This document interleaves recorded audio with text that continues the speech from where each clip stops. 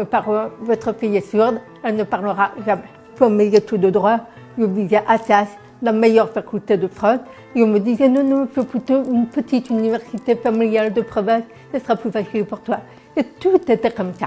J'étais en colère, très en colère, parce que j'avais le sentiment de ne pas du tout vivre au pays des droits de l'homme.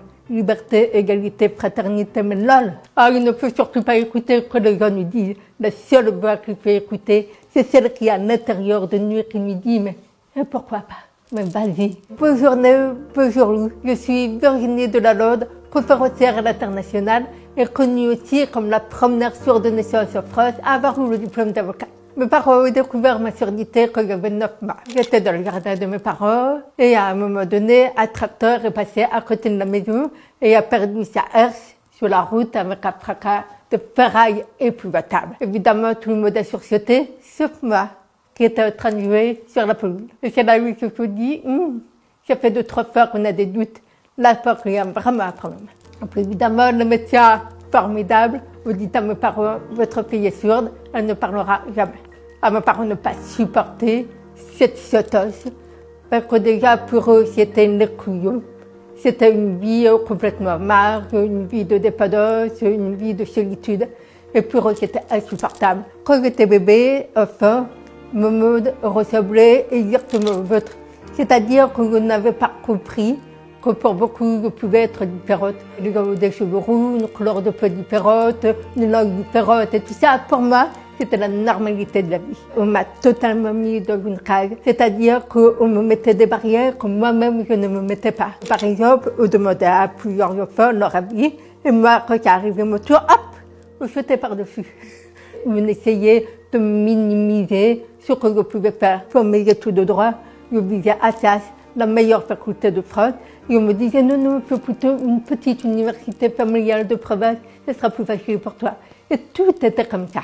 Donc j'ai fait 20 ans d'orthophonie 3 fois par semaine. On est vraiment parti de zéro. Et vous voyez que n'est toujours pas parfait, mais je considère qu'il y a fait 90% du travail et vous pouvez faire les 10% qui manquent. J'ai eu la chance d'avoir une scolarité normale en intégration. J'ai juste eu du CM1 à la 4e inclus, une personne à côté du professeur qui retraduisait en langue française par les complétés, c'est-à-dire une aide à la lecture labiale. Ce qui m'a permis, c'est cette année-là, d'être première de classe. Donc clairement, c'était juste un problème de compréhension. Et puis ensuite, j'ai enchaîné avec effectivement des études de droit et je suis ressortie avec un diplôme d'avocat. Le droit, alors que j'étais en colère. On m'interdisait de faire le métier que je voulais, c'est-à-dire vétérinaire. Très en colère parce que j'avais le sentiment de ne pas du tout vivre au pays des droits de l'homme. Liberté, égalité, fraternité, mais lol. Donc mon premier jour à l'université, à Assas, là je me dis, on a un petit problème. Mais qu'entre le premier rang et le bureau du professeur, il y avait environ 7 mètres et les lèvres du professeur étaient cachées par un micro. Je me suis dit, comment on va comprendre tout ça? Et en fait, c'était tout. Je me la suis posée pour chaque professeur pendant mes 8 années de droit. Personne ne m'a aidé. Il a fallu trouver des plans B. D'abord, j'ai essayé de copier sur des personnes que je ne connaissais pas. Évidemment, on m'a tous soupçonné de tricher, de copier, etc. Donc, je laissais tomber. J'ai acheté les livres des professeurs, mais je n'avais pas l'actualité juridique. J'ai essayé de trouver des personnes volontaires pour que je puisse copier sur elles. Sauf que quand j'arrivais en bas de la page, en fait, elles avaient déjà tourné avant que j'aie le temps de finir d'écrire, bref, le faire. J'ai fini par dire, bon, ok, vous me donnez vos cours, je les photocopie, je vous les rapporte au cours suivant.